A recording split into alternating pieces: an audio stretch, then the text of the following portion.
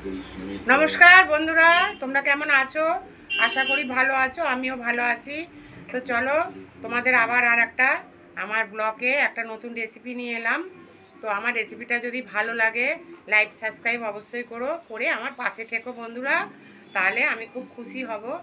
আর তোমরা ভালো থেকো। তো চলো, আমার নতুন রেসিপিটা হচ্ছে, এই দেখো আমি ওল সেদ্ধ করে নিয়েছি। কেমন? এই দেখো ওলগুলোকে আমি সেদ্ধ করে নিয়েছি। হ্যাঁ, ওলটা আমি আজকে তেল ওল করব। কেমন?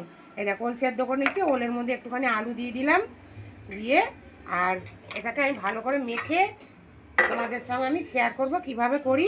তো চলো আগে মশলাটা দেখিয়ে দিই আমি কি কি মশলা দিচ্ছি। কেমন?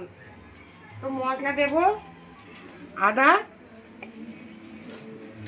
আর দেবো কয়েকটা কাঁচা লঙ্কা। আমি এতে বেশি মশলা দেব না, তেল ওল তো বেশি মশলা দেব না। তো এই দেখো কয়েকটা লঙ্কা দেবো, এখনকার লঙ্কা খুব ঝাল তো। আর সামান্য একটু এইটুকু মতো জিরে দেবো, বেশি দেব না। কেমন?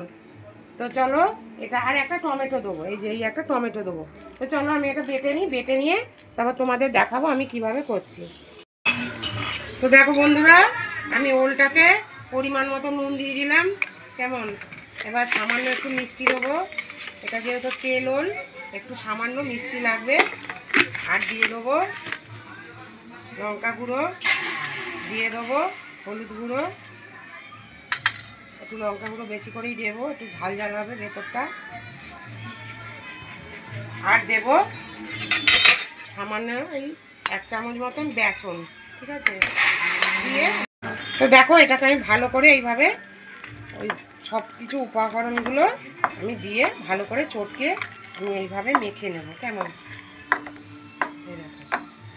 গরম হয়ে গেছে, আমি কড়াতে জিরে ফোড়ন দিয়ে দেবো একটু। জিরে ফোড়নের গন্ধটা খুব ভালো লাগে জানো তো বন্ধুরা। একটু জিরে ফোড়ন দিয়ে দিলাম।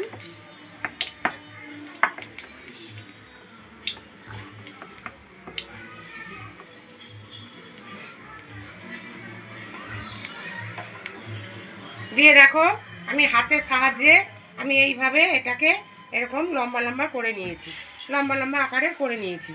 নিয়ে আমি এই দেখো এইভাবে লম্বা লম্বা এরকম আকারের আমি করে নেব। নিয়ে এগুলোকে ভালো করে লাল করে ভেজে নেব। বন্ধুরা, আমি ওলগুলোকে এরকম আকার করে আর এরকম লাল লাল করে ভেজে নিয়েছি। কেমন? এবার এগুলো আমার ভাজা হয়ে গেছে, এগুলো আমি সব একে একে তুলে নেবো। আর জিরেগুলো দিয়েছি, বেশ গন্ধটা সুন্দর বেরিয়েছে। তো ওই জন্য দেখো এগুলো তুলে নিলাম। নিয়ে এবার আমি এতে কী কী উপকরণ দেবো তোমাদের সঙ্গে শেয়ার করি। তো দেখো আমি প্রথমেই পেঁয়াজ দিয়ে দিলাম। আর তোমরা যদি মনে করো নিরামিষ করবে, তাহলে আমি যেভাবে করছি নিরামিষও করা যায়, একটু জিরে ফোড়ন দিয়ে এরকম করে করবে, আর পেঁয়াজটা না দিলেও চলবে। তো চলো পেঁয়াজটা একটু লাল লাল করে ভাজা হয়ে যায়, পেঁয়াজটা দিলে বেশ একটু মাংস মাংস সেন্ট লাগে।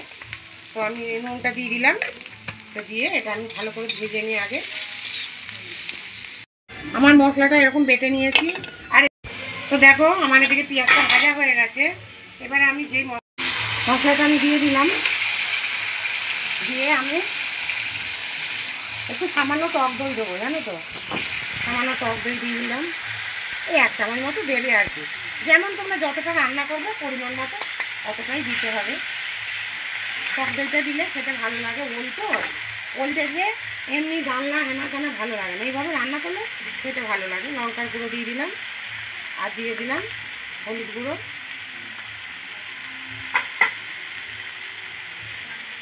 এবার এটাকে ভালো করে নাড়বো, একটু সামান্য মিষ্টি দেবো, সামান্য মিষ্টি দিয়ে দিলাম।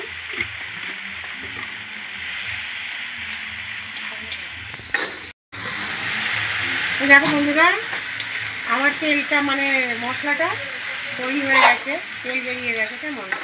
আমি এবারে এগুলো দিয়ে দিলাম। এই রেসিপিটা ভীষণ ভালো হয় জানো তো, তা তোমরা করে খেয়ে দেখো। তেল হলে এটাকে খুব ভালো হয় খেতে। তো চলো আমার এটা হয়ে গেছে, আমি এবারে জল দিয়ে দিলাম।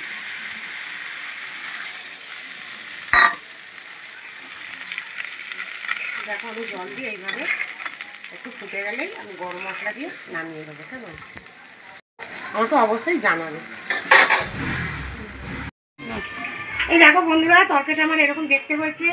একটু গরম মশলা আমি ওপর থেকে ছড়িয়ে দিলাম। তোমরা একটু ঘিও দিতে পারো, আমি তো ঘি খাই না, ওই জন্য ঘি দিই না। পেঁয়াজের যদি নিরামিষ করো তাহলে একটু ঘি গরম মশলা দিয়ে হেভি হয়েছে। দেখো তরকারিটা এইটা দিয়েই ভাত খাওয়া হয়ে যাবে, জানো তো।